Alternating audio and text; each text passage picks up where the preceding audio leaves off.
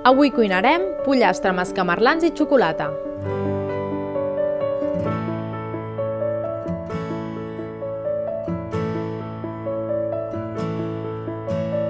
En una cassola posem un raig d'oli d'oliva, marquem els talls de pollastre i seguidament els reservem.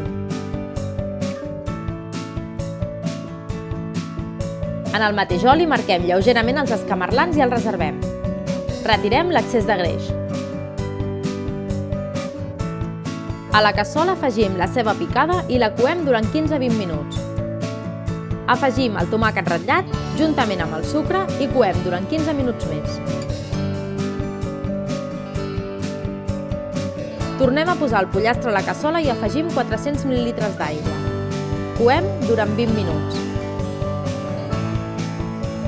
Afegim el vi blanc i deixem coure durant 25 minuts.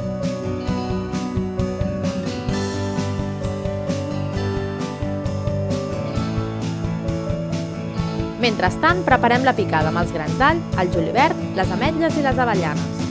Quan ja estigui picada, afegim una mica d'aigua i la xocolata ratllada i seguim picant. Afegim la picada i els escamarlans i rectifiquem de sal. Coem durant 10 minuts.